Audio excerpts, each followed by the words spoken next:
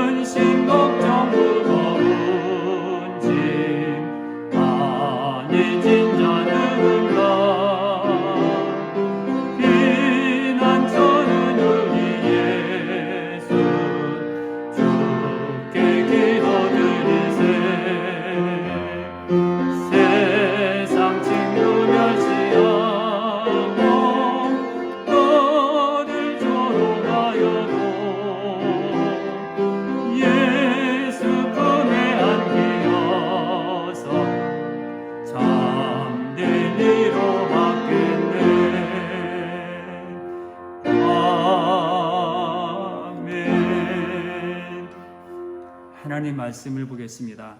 마가복음 9장 14절부터 29절 말씀입니다. 마가복음 9장 14절부터 29절입니다. 마가복음 9장 14절부터 29절 말씀입니다. 신약성경 69페이지가 됩니다. 69페이지 마가복음 9장 14절부터 29절 말씀입니다. 읽어듭니다. 이에 그들이 제자들에게 와서 보니 큰 무리가 그들을 둘러싸고 서기관들이 그들과 더불어 변론하고 있더라.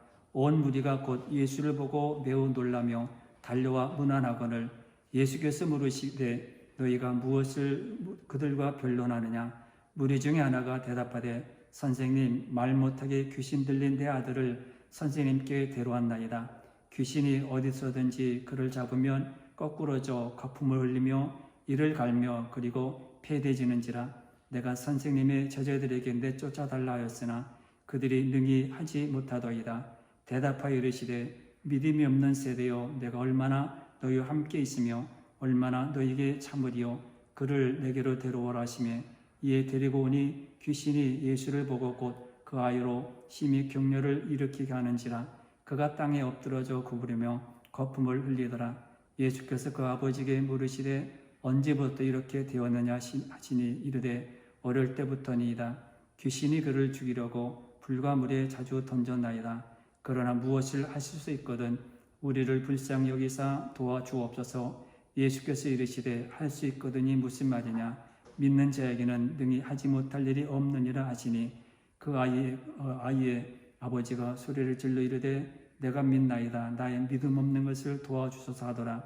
예수께서 무리가 달려와 모이는 것을 보시고 그 더러운 귀신을 꾸짖어 이르시되 말 못하고 못 듣는 귀신아, 내가 내게 명하노니 그 아이에게서 나오고 다시 들어가지 말라 하시며 귀신이 소리지며 아이로 심히 격려를 일으키게 하고 나가니 그 아이가 죽은 것 같이 되어 많은 사람이 말하기를 죽었다 하나 예수께서 그 손을 잡아 일으키시니 이에 일어서니라. 집에 들어가시매 저제들이 조용히 묻자오되 우리는 어찌하여 능히 그 귀신을 쫓아내지 못하였나이까. 이르시되 기도 외에 다른 것으로는 이런 종류가 나갈 수 없느니라 하시니라. 아멘. 예, 오늘 본문의 말씀에 보면 1절에서 이렇게 말씀합니다. 예수님이 높은 산에 올라갔습니다.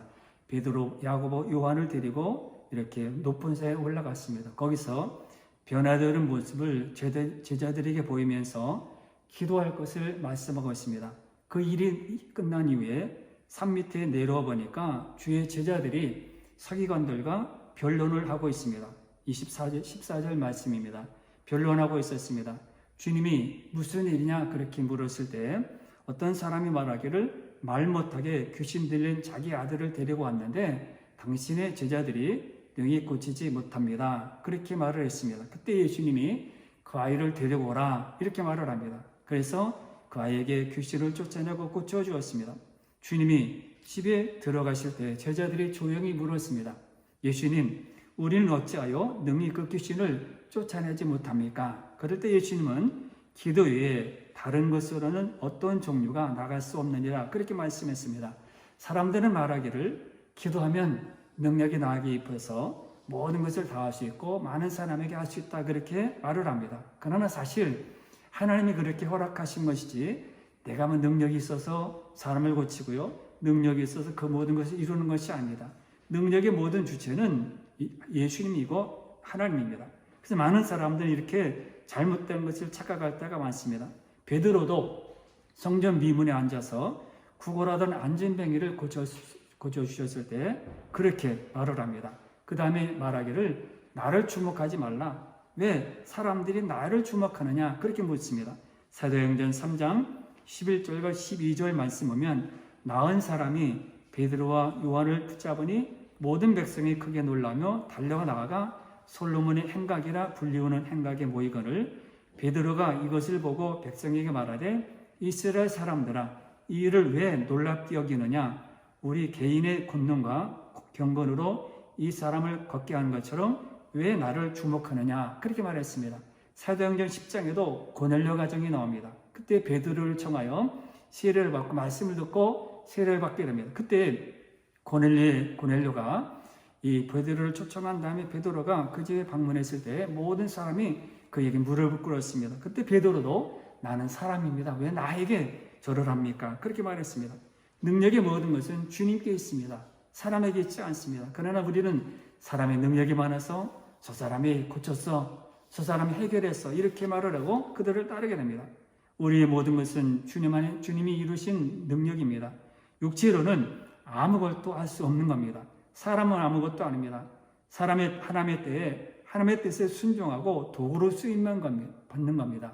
사람은 도구지 능력 자체는 아닙니다. 왜 우리가 실패합니까? 하나님께 순종하는 것이 아니라 자기의 뜻과 사람들에게 초점을 맞출 때 실패할 때가 있습니다. 얼마나 많은 성도들이 기도를 자기 욕심을 채우는 것으로 생각할 때가 참 많습니다. 내가 기도했더니 응답하셨어. 기도했더니 다 문제가 해결됐어. 다 기도 덕분이야. 물론 맞습니다. 기도함으로 그 일이 다 이루어졌습니다. 그러나 이 분명히 모든 본문의 자체를 보면 나를 자랑하고 나를 높이는 경우가 참 많다는 겁니다. 기도해서 그런 일이 그러면 기도하지 말라는 소리냐? 그것이 아니라 기도해서 다 이루어집니다. 그러나 자랑은 하지 말라는 겁니다. 하나님이 하셨다고 말을 해야 되는지 내가 기도해서 이렇게 이루어졌고 저 사람이 변화됐고 저 사람이 예수를 믿었다고 말할 때가 참 많다는 겁니다. 우리는 기도를 그렇게 자랑해서는 안 됩니다. 기도하면 이런 일이 일어나는데 왜 기도하지 않느냐? 말하는 것, 자랑하는 것입니다. 기도는 그렇게 자랑하는 것을 주신 것이 아닙니다. 왜 그럴까요? 왜 자랑하지 말라고 했을까요? 이유는 이 일은 하나님께서 이루시는 것이기 때문입니다. 내가 아닙니다. 내가 한 것이 아니기 때문에 나를 자랑하고 누구를 높이고 그래서 몰려다니고 누구에게 말씀을 들어야 한다. 이렇게 하지 말라는 겁니다. 성도는 세상의 힘으로 사는 사람들이 아닙니다. 하나님이 세상에서 이길 힘을 주셨기 때문에 기도의 능력을 주셨기 때문에 믿을 마음을 주셨기 때문에 따를 마음을 주셨기 때문에 사역을 감당할 힘을 주셨기 때문에 하는 겁니다. 내가 뭐 유대에서 뛰어나서 아름다워서 지식이 많아서 많은 것을 가지고 있어서 하는 것이 아니라는 겁니다. 자랑하려면 하나님을 자랑해야 하고 높이려면 주님을 높여야 합니다. 그런데 우리는 사람을 자랑하고 사람을 높입니다. 세상 사람들은 좋은 일을 만나면 묘자리를 잘 써서 조상들이 나에게 많은 것을 물려주어서 조상들이 나에게 그래서 많은 것을 주어서 복을 받았다고 말합니다. 그러나 우리는 아닙니다. 하나님이 하셨어요. 주님이 이루셨습니다. 우리가 인생에서 가장 중요한 것은 하나님을 의지하는 법을 배우는 겁니다. 어떻게 하면 하나님을 의지할까? 이걸 배우는 겁니다. 그리고 항상 말해야 될 부분들은 하나님이 하셨다고 하는 것. 나를 내세우고 나를 자랑하는 것이 아니라 하나님이 하셨습니다. 이렇게 말하는 겁니다. 기도는 어찌 보면 자기 부족을 아는 겁니다. 아, 나는 부족하구나. 나는 할 수 없구나. 그러나 하나님 하실 수 있다. 이것이 기도입니다. 쉽게 말하는 그겁니다. 그래서 어느 경우에도 우리는 자랑해서는 안 됩니다. 우리는 세상에서 싸움을 많이 합니다. 그러나 이 싸움이 세상 싸움과 영적 싸움이 있습니다. 세상 싸움이라고 말한다면 세상의 방법으로 동원해서 사람도 동원하고 안 한 사람도 동원하고 물질도 동원하고 환경을 동원하고 합니다. 그래서 그렇게 해서 싸웁니다. 세상 싸움이라고 생각하기 때문에 그렇죠. 그러다가 패배하고 낙심도 하고 좌절도 합니다. 그러나 영적인 싸움이다. 그렇게 생각하면 기도합니다. 완전히 차이가 다르죠. 다윗도 골리앗 앞에 싸울 때 이건 내가 싸울 것이 아니라 영적 싸움이다. 그렇게 생각했습니다. 우리는 이런 모든 세상에 살아갈 때 이건 세상과의 싸움이다. 그래서 내 노력이 아니라 이 모든 것은 영적 싸움이다.